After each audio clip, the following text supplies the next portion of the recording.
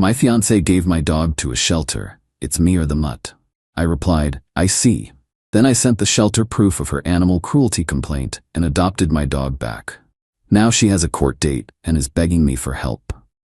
I, 32 male, am an architect. I live in a house I designed, a place where every line has a purpose and every material is chosen for a reason. I try to live my life the same way, with careful planning and intention. I thought my future with my fiancée, Jessica, 30, was my master blueprint. I've never been more wrong. I came home from a site visit 2 days ago to a house that was unnervingly silent. My golden retriever Winston always greets me at the door. He does this goofy full-body wiggle, usually with his favorite worn-out stuffed lobster in his mouth. But that day, there was nothing. No wiggle, no lobster, no Winston. I called his name. An echo. I walked through the house, a cold knot tightening in my gut. His bed from the corner of the living room was gone. His food and water bowls weren't by the back door. The little rack where his leashes hung was empty. Jessica was in the kitchen, scrolling on her phone and sipping a glass of Sauvignon Blanc. She looked up as I entered, her expression placid. Hey, I said, my voice strained. Where's Winston? She took a deliberate, slow sip before answering. I took him to the county shelter. The words didn't compute for a second. I just stared at her, waiting for the punchline. You what? He's just not a good fit for the life we're building, she said, her tone matter-of-fact. With the wedding coming up and then kids, I was being practical. It was time. My brain felt like it was short-circuiting. Winston is 7. I've had him since he was a fluff ball of a puppy. He's seen me through failed exams, my dad's cancer scare, and the stress of starting my own firm. He is a part of my foundation. Practical? The word felt foreign in my mouth. Jessica, you don't just get rid of a family member. We talked about this. I told you he was non-negotiable. I know, she said, finally getting up and walking toward me. She tried to place her hands on my chest, but I instinctively stepped back. But I thought you were just being sentimental. He sheds constantly. He's always underfoot. Today he was whining all morning while I was trying to finalize the floral arrangements, and I just realized it had to be either him or me. I made the executive decision. The ultimatum she created and executed all in one afternoon. I felt a strange, cold calm descend. It was the detached focus I get when a major project goes wrong. The emotion has to be walled off so the problem can be solved. I see, I said. It was all I could manage. Her smile was relieved. Good, I knew you'd understand. This is for the best, for us. I didn't reply. I just grabbed my keys, walked out the door, and got in my car. The calm held until I was on the road, then my hands started shaking so badly I had to grip the steering wheel to keep them steady. At the shelter, the smell of disinfectant and the low hum of animal anxiety hit me hard. I explained the situation to a woman at the desk with kind, tired eyes. She typed Winston's description into her system. Her brow furrowed. A golden retriever, yes. Surrendered this morning. The paperwork lists the reason for surrender as aggression. There's a formal complaint attached, filed by a Miss Jessica Becker, stating the dog bit her on the arm, unprovoked. The world went red, then snapped into sharp, terrifying focus. She hadn't just surrendered him. She had lied to put a target on his back. A bite history makes a dog almost unadoptable. It's often a death sentence. Winston, who lets neighborhood kids use him as a pillow, who has never shown an ounce of aggression in his life. The architect in me took over. A flawed design must be demolished. That's a lie, I said, my voice level despite the fury churning inside me. I am the registered owner. My name is on his microchip and all of his vet records. I have security cameras in my home. I can prove that never happened. The woman nodded, her expression grim. I'll need to verify that. If you're on the chip and vet records, you can reclaim him. But this complaint, once it's filed, we have a duty to report it. If you can prove it's false, you should file a police report. That's the only way to officially challenge it. It took an hour of phone calls to my vet to have his records faxed over, of waiting while they scanned his chip and it came back to my name and number. Finally, they brought him out. He looked confused and scared, but the moment he saw me, his tail gave a tentative thump, then another, until his whole body was wiggling. I brought him home. Jessica has been calling and texting, but I haven't answered. The engagement ring is on the kitchen counter. I've already downloaded the video files from this morning. They show Jessica getting annoyed at Winston for nudging her hand for a pet, then luring him into her car with a treat. No bite, no attack, just betrayal. She wanted to be practical. She's about to learn all about cause and effect. Update 1, it's been a while. Things have moved at the speed of bureaucracy, which is to say, molasses in winter. Thanks for the comments on my original post. They were a lifeline when I felt like I was losing my mind. The day after I brought Winston home, I filed a police report for the false complaint Jessica filed. I provided them with the video evidence. The officer was professional but non-committal, saying they would investigate. That was the start of the long, agonizing wait. The confrontation with Jessica was ugly. I had her things packed into boxes within a week. She'd been staying at her parents' place, bombarding me with texts that swung wildly from, "I'm so sorry, I'll do anything," to, "You're a monster for choosing a dog over me." When she came with her father, Charles, to get her stuff, she tried to play the victim. "Thomas, please," she said, tears in her eyes. "Don't do this. It was a mistake. I was stressed." "It wasn't a mistake, Jessica. It was a choice," I said, standing in the doorway while her father loaded boxes into his SUV. "You lied to try and have my dog killed. The only thing I have left to say to you is that you should probably find a good lawyer." That's when the first real countermove came. About a month ago, I received a certified letter from a law firm. It wasn't a clumsy demand for custody. It was smarter and colder. It claimed that Winston was shared property acquired during our engagement, and that she had made significant emotional and financial investments in the animal's well-being. It demanded I either surrender the dog to her or provide financial compensation to the tune of $5,000. My heart sank. It was absurd, but it was official and threatening. I took it to a lawyer my own client had recommended. Her name was Sarah. She wasn't a cinematic character who laughed out loud. She read the letter with a thin, wry smile. "This is an emotionally driven tactic," she said, tapping the page. "It's designed to bully you into a settlement. Her financial investment is legally meaningless unless she has receipts, and claiming a dog you've owned for 7 years is shared property from a 2-year relationship is a stretch. We'll draft a response."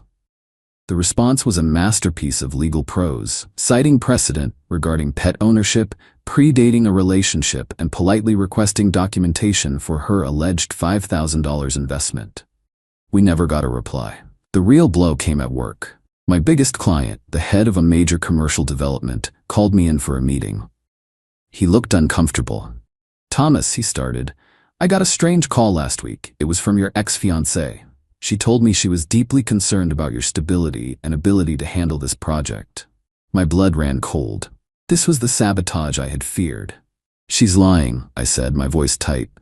"I gathered that," he said, holding up a hand. "But you need to understand my position. I have stakeholders to answer to. The perception of instability on a project this large is a problem, regardless of the truth. I'm not pulling you from the project, but I'm telling you this has put you under a microscope.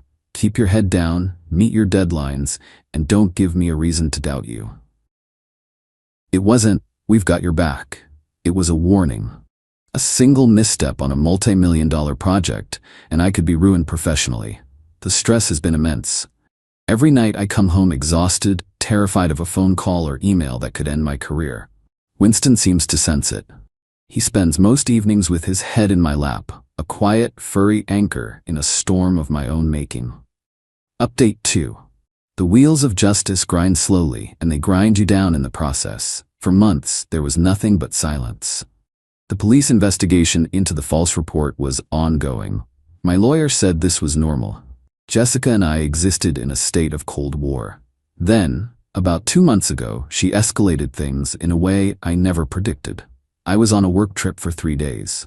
The day I got back, I walked into my house and knew immediately something was wrong. The air was still. I did a quick walkthrough. Nothing seemed to be missing, but when I got to my office, my stomach dropped to my shoes. My large, incredibly detailed architectural model for the community center, my passion project, the one my client was watching like a hawk, was destroyed. Someone had taken a hammer to it. The delicate structures were smashed, the landscape scarred. It was a ruin. Then I saw a note on my desk, on her floral stationery. I just wanted my grandmother's ring back. You left me no choice. I checked the small box where I'd kept the engagement ring. It was gone. She had used it as an excuse. I went straight to my security system. The footage from the day before showed Jessica's car pulling up. She used a key she must have had copied to let herself in. She went straight to the office. The camera in there caught everything. She spent a minute looking for something before her eyes landed on the model. Her face was a mask of pure rage. She picked up a heavy tape dispenser from my desk and just laid into the model, methodically, viciously. Then she grabbed the ring box and left. My first call was to my lawyer. My second was to the police. This time there was no ambiguity. It was breaking and entering, theft and destruction of property, all on camera. The police response was, again, procedural. They took my statement, collected the video evidence, took photos of the damage, and dusted for prints. They didn't arrest her on the spot. An officer told me, "We have more than enough here. We'll refer this to the DA's office. They'll decide on the charges." Another wait began. But this time, the stakes were higher. I had to go to my client and tell him my project model had been destroyed by my ex-fiancée. It was the most humiliating meeting of my life. I laid out the facts, showed him the police report number. He was silent for a long time. "Get me a new model," he said, his voice cold as steel, "and a report on any potential project delays. This cannot impact the timeline. Understood?" "Understood," I said. The last 6 weeks have been hell. I worked 80-hour weeks, fueled by coffee and rage, to rebuild the model from scratch. My team was amazing, but the pressure was immense.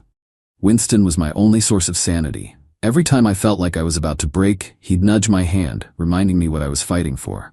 2 weeks ago, the DA finally filed charges. Jessica was arrested at her parents' house. It's all moving forward now, but I'm not celebrating. This whole process has cost me time, money, and peace of mind. There's no clean victory here. Final update, it's over. After a year and a half of legal maneuvering, delays, and rescheduled dates, we finally had the trial last month. It was a consolidated case, filing a false police report, breaking and entering, theft, and misdemeanor destruction of property. My lawyer had prepped me extensively. Just the facts, no emotion, let the evidence speak. And it did. The prosecution played my security footage. First, the video of Winston being gently lured into her car. Then, the video of her breaking into my office and methodically destroying my work. The contrast was stark and damning. The shelter director testified about the danger of a false bite report. A police officer testified about the B&E. I testified about the timeline of events and the professional cost of the destroyed model. Jessica's defense was to paint her as a woman scorned, pushed to the edge by a cold, unfeeling partner. Her lawyer argued emotional distress. Jessica cried on the stand. It didn't work. The evidence was too clear, too calculated. The judge found her guilty on all counts. There was no jail time, which we expected. The sentence was 2 years of probation, a significant fine that covered court costs and the $4,800 assessed value of the destroyed model, 250 hours of community service. The judge specifically barred her from working with animals and court-mandated psychological counseling, and of course, a criminal record. She voluntarily surrendered her teaching license before the state board could revoke it. I saw her on the courthouse steps afterward. She was standing with her parents, Charles and Nancy, her face pale and blotchy. She saw me and walked over, a desperate, wild look in her eyes. "Are you happy now?" she hissed. "Look at what you've done to me. I have nothing left." A year ago, I might have felt rage. On that day, all I felt was a profound sense of exhaustion and pity. "You did this, Jessica," I said, my voice barely a whisper. "Every single step, your choices, your consequences." "I can't pay these fines," she pleaded, her voice cracking. "My parents are helping, but, Thomas, please, for what we once had." "What we had was a lie," I said, turning away. "I have to go walk my dog." And I left. Life is quiet now. The fear that haunted me for over a year is finally gone. The community center project was a success, and my firm's reputation is stronger than ever. The house doesn't feel empty. It feels like mine again. A few weeks ago, I unearthed the original blueprints for the house I'd designed for Jessica and me. I almost threw them away, but then I had a better idea. I laid them out on my drafting table, took out my pens, and started to redesign. I erased the massive walk-in closet in the master suite and replaced it with a custom dog washing station with a heated floor and a ramp. The formal dining room she wanted is now a library with a large bay window and a built-in dog bed. I renamed the plan on the title block. It no longer reads the Miller-Becker residence. It just says home. It's just me and Winston. It's a quiet life, a simple one, but it's built on a solid foundation, and this time I know it will last. Thank you all for being a part of the demolition and the reconstruction. We're good now.